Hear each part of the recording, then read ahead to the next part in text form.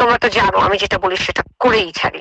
আমি না খুবই স্যারপ্রাইজড এই বিষয়টাতে, কারণ ফেসবুকে যখনই নীলা ইসরাফিল কিছু লিখে বা বলে হাজার হাজার গালি, বট বাহিনীর আক্রমণ, কয়েকজন এটা নিয়ে মজাও করছে, মেঘনা আলমের সাথে তুলনা করছে।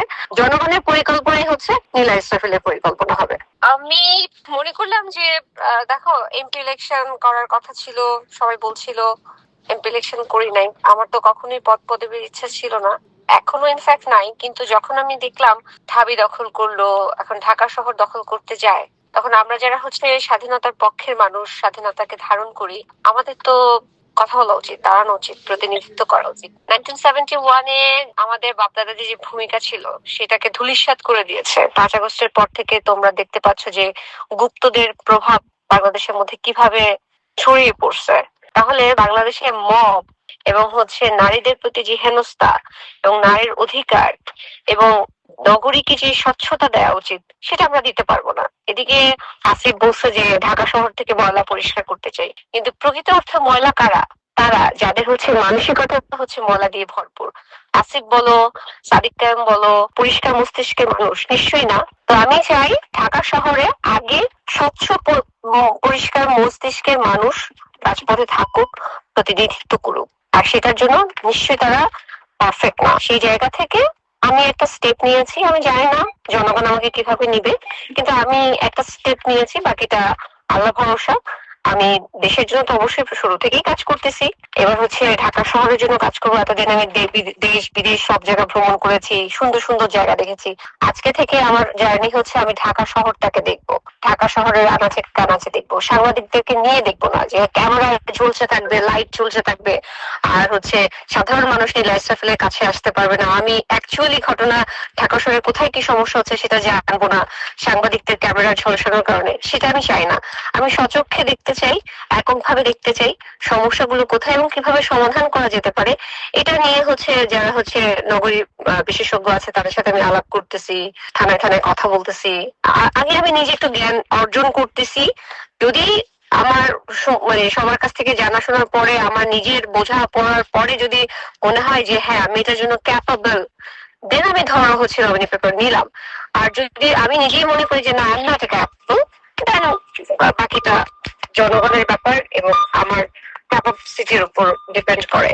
এই আর কি, আপাতত এই পর্যায়ে চিন্তা করছি, অত বেশি চিন্তা করছি না। সেটা আমি এখনো সিদ্ধান্ত নেই নাই, কোনো দলের হয়েও নিতে পারি, আবার স্বতন্ত্র হতে পারি। এটা এখনো এখন আমরা মানে সিদ্ধান্ততে আসি নাই, এটা নিয়ে চিন্তা করিনি এখনো।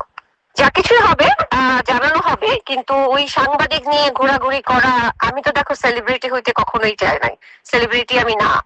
আমি দেশের জন্য চুপিসারে কাজ করতে চাই, দেশে ভালো করতে চাই, সেটার জন্য আমাকে কি কি করতে হইতে পারে তোমরাও আমাকে উপদেশ দিতে পারো যে আপু এটা করেন না, এই কথাটা আমরা চাই, এই জিনিসটা আমরা চাই, আমাকে তোমরা উপদেশ দিতে পারো। আমি ওটা নিয়ে ভাবতে পারি, করতে পারবো কতটুকু জানি না, বাট আমি কথা দিচ্ছি যে আমি চিন্তা করবো, অ্যাটলিস্ট চিন্তা করব এবং যতটুকু পর্যন্ত যাওয়া যায় আমি ততটুকু পর্যন্ত যাব। আর তোমরা তো জানো আমি যেটা বলি সেটা করেই ছাড়ি। আমি না খুবই স্যারপ্রাইজড এই বিষয়টাতে, কারণ ফেসবুকে যখনই নীলা ইসরাফিল কিছু লিখে বা বলে হাজার হাজার গালি, বট বাহিনীর আক্রমণ, কিন্তু অবিশ্বাস্য ভাবে যখন আমি এই বিষয়টা ঘোষণা করলাম যে আমি মেয়র ইলেকশন করতে চাই, কমেন্ট বক্স দেখে আমি অভিভূত। আর সবাই তো খুবই পজিটিভ এবং সবাই অ্যাপ্রিসিয়েট করতেছে। বড় ভাই ব্রাদাররা ফোন করতেছে, মানে আনএক্সপেক্টেড গুণীজনেরা ফোন করতেছে যে নীলা এটা একটা ভালো স্টেপ হয়েছে, সাহসিকতা, মানে যে সাহসিকতার প্রমাণ তোমরা বারবার পেয়েছো আমার কাছ থেকে, সেটাই বলছে। এটাতে আমি গা ভাসাচ্ছি না, যারা অ্যাপ্রিসিয়েট করেছে থ্যাংক ইউ। আর যে কয়েকজন এটা নিয়ে মজাও করছে, মেঘনা আলমের সাথে তুলনা করছে, তাদেরকেও আমি থ্যাংক ইউ। অ্যাটলিস্ট চিন্তা তো করছে, মানুষের মাথায় তো এইটুকু ঢুকাতে পারছি যে আমি আছি, বেঁচে আছি, সবার মাঝেই আছি, গুড আর ব্যাড ওয়ে। প্রতিশ্রুতি আমি না আগে জনগণের কাছ থেকে জানতে চাই জনগণ কি চায়। ঢাকা দক্ষিণে আমার ভোটার কতজন? প্রায় 35 লক্ষ ভোটার, প্রায় বাংলাদেশ ঢাকা শহরে প্রায় 1 কোটি জনগণ, 36টা হচ্ছে থানা। এই সমস্ত কিছু এগুলো ভিজিট করবো, এদের সাথে গল্প করবো, কথা বলবো, এরপরে এদের কাছ থেকে আমি আগে জানবো যে এনারা আসলে কি চায়, ওনারা যেটা চায় সেটা আমি আসলে কতটুকু করতে পারবো। এরপরে না হচ্ছে হচ্ছে আমি প্রতিশ্রুতি দিব, আচ্ছা আপনারা আমাকে 50% বলছেন, আমি হয়তো 20% পারবো। আমি তো আসলে ডিটেলে জানিও না, কংক্রিট ভাবে স্পষ্ট ভাবে জানিও না যে জনগণ আমার দ্বারা আসলে কি চায় বা আমার কাছে আদৌ কিছু চায় কিনা, আমাকে একসেপ্ট করবে কিনা।